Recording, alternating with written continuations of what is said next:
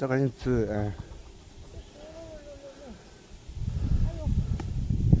cái có chỉ luôn cho cái như có mà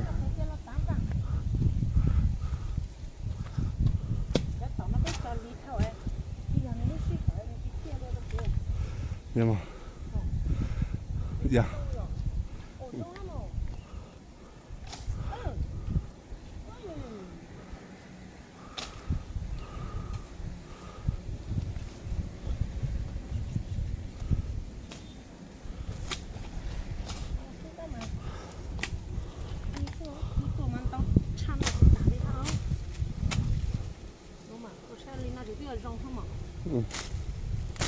ô cái con nàyตัวตาnó này ô chặt cây bóng bự luôn nhá là hóa là được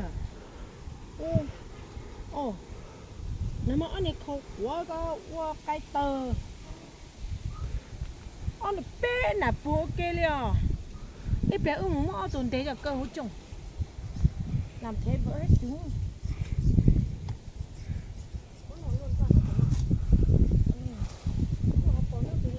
rồi bỏ nhá của con rồi bỏ nhá của đảo ư ui trời nó mù cái này bố ghép rồi đúng không? cái đấy chưa Con năm ghép đi được. Đấy. Mình có một vườn nhãn thì thôi mình cứ trồng rau trồng cỏ nhãn ăn thôi. Làm cái gì chúng nó cũng bắt. Làm cái gì chúng nó chừng qua giờ chừng qua khu du lịch với nó mà lấy hai dạng xuống hết mà mình làm du lịch thì mình xin phép chứ thằng bố nào nó làm được gì mình.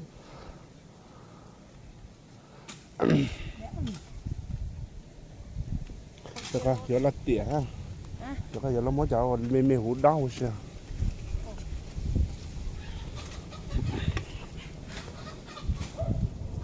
bây giờ thì đồn đùa lúa xía lúa hàng này chỉ ra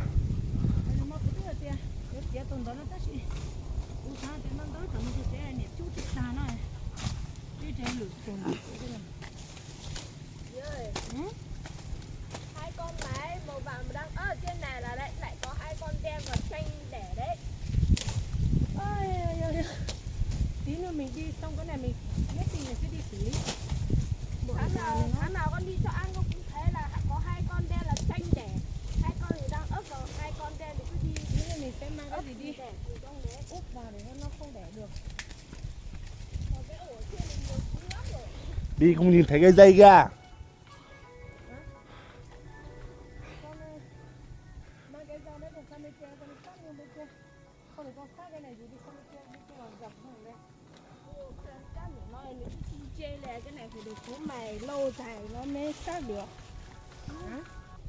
Hôm nay cắt đi lông con chó đen này. Em phải mặc áo dài đó Minh ơi, nhiều muỗi lắm đấy. Thôi thì em rồi ngoài kia vứt đi.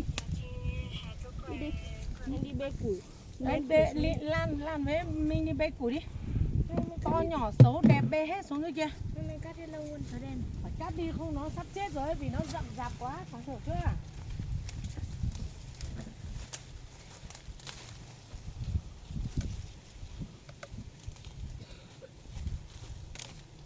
Con ra đấy bé quá hả Lan?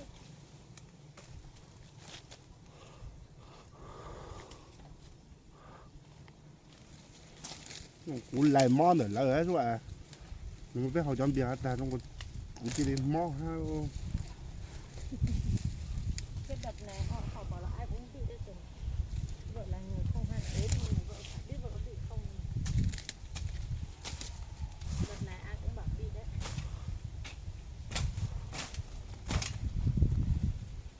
Nó ngót chỉ để lại để ăn. cái giờ chỉ lừa có thể chỉ một con thế mà chỉ tua luôn cả này lên hái một quả bưởi xuống mình ăn xem nào.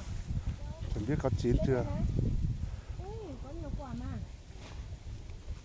Khi chín thì sao? Cây này không biết là cây thuốc gì nhỉ, em nghĩ là bà này trồng trước cây này phải là thuốc đấy. Đó. cho nên giờ chua đang chi đâu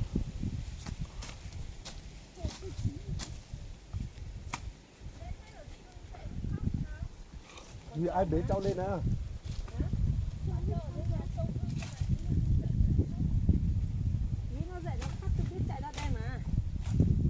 con làm đấy thì con phải để ý xuống nha. Vì con đậu con muối con đều cháu. Bây giờ hai quả nào? Hai cây mà em trồng ở đây nhá, nhá. Đinh lăng đấy. Thấy chưa?